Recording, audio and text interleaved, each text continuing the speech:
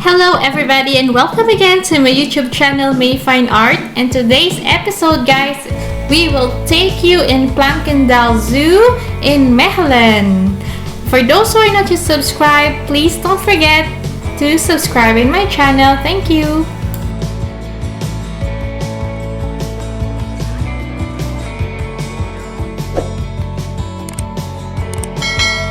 Open until 7 in the evening. And we will check for a map. So guys, we subscribed for 1 year for around or less than 200 euros, and we believe that we really save a lot of money, because in each time you enter the zoo, Planckendael or in Antwerp, for adults you're gonna pay around 35 euros, and for the children more than 3 years old is around 25 euros. So if you're into going to the zoo with your small children, well, it's unlimited for 1 year, so you can enjoy just entering the zoo and have a picnic or just roaming around and see the different kind of animals. So for us, it's a win-win to have a 1-year subscription.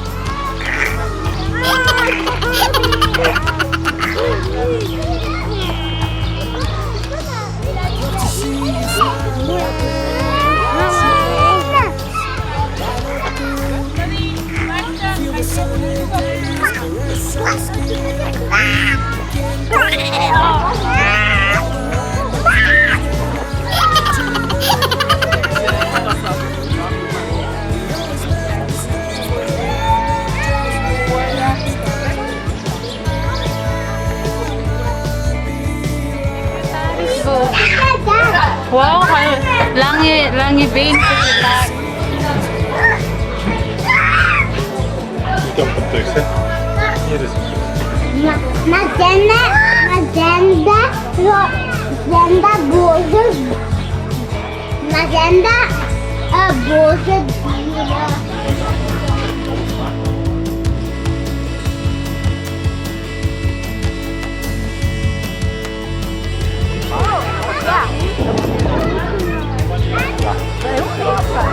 这是一样是吧？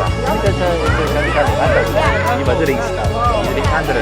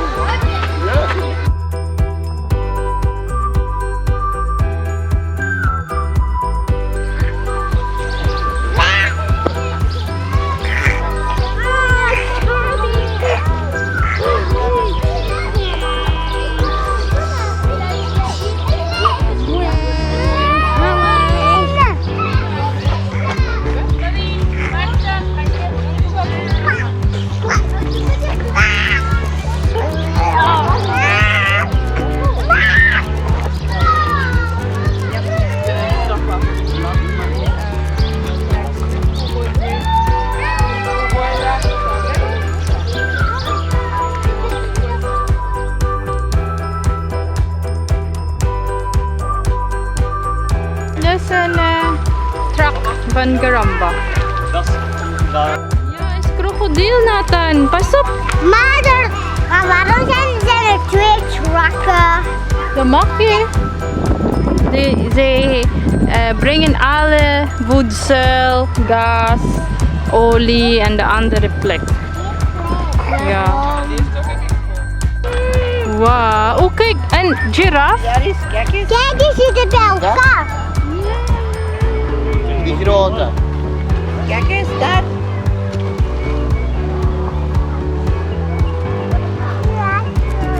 giraffe, yeah? Wow.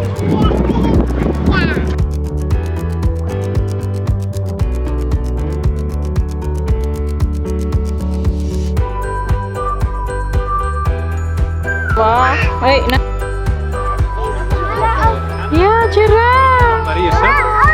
Giraffe, kom naar hier. Hallo, giraffe. Hallo. Dat is nog een kleintje.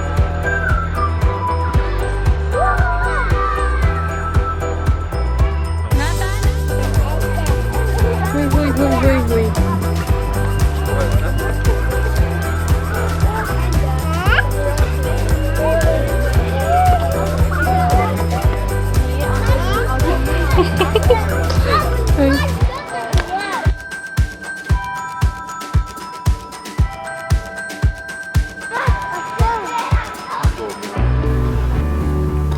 One of the animals that you can see in the zoo is the cheetah or the Acinonyx yabatus.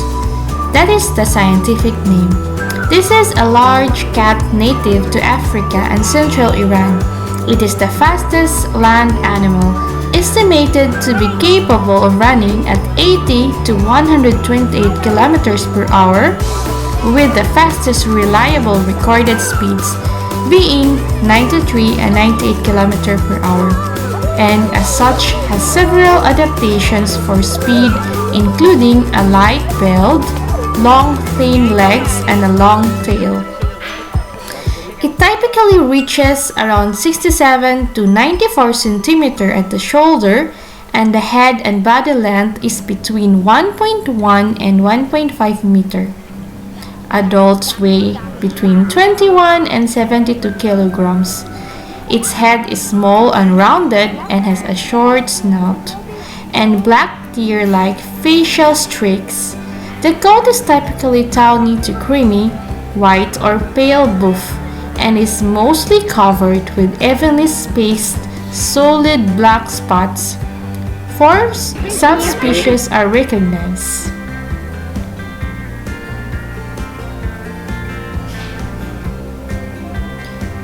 The cheetah lives in the 3 main social groups: females and their cubs, male coalitions, and solitary males. While females lead a nomadic life searching for prey in large home ranges, males are more sedentary and may instead establish much smaller territories. So exploring in Planckendael is indeed fun, not only for those animal enthusiasts, but also for the kids to explore.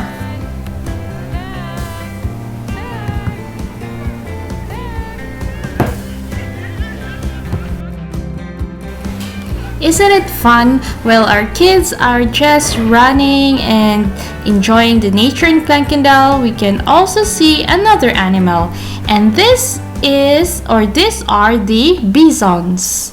So bisons are colloquially termed or referred to as the buffalo in the United States and Canada. Of the 2 surviving species, the American bison, found only in North America, is the more numerous species.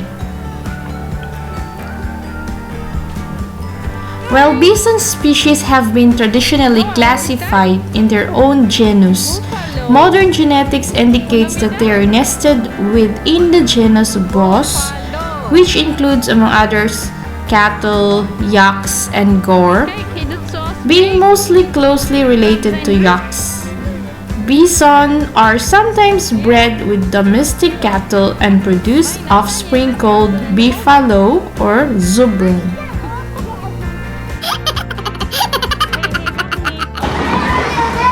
These are the place where the children can also enjoy this ship ahoy boat, where they can run and be wet and just enjoy the water, especially during summer.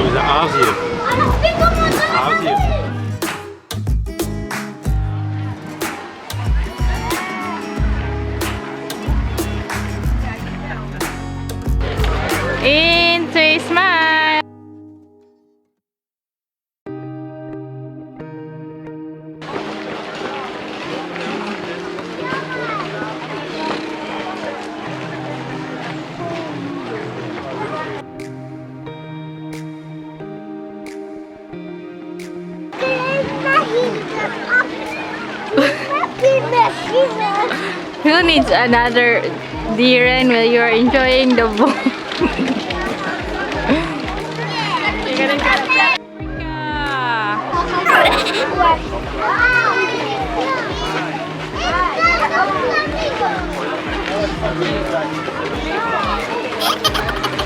Nathan's trip in Africa.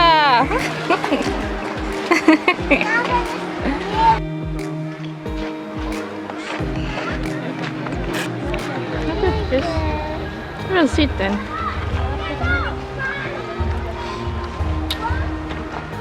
Again, that is a monster truck. Wow! Kakalaku!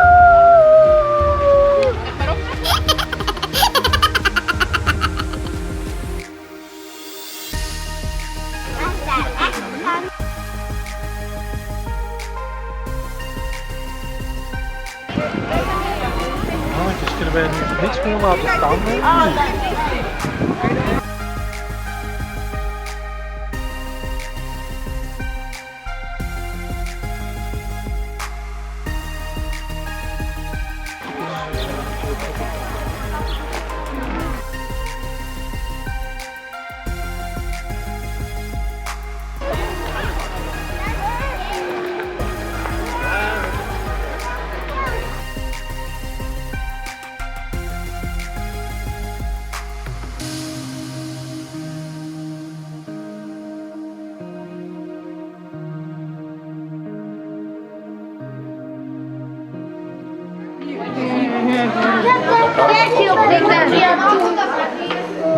Okay, some baby. They have a baby.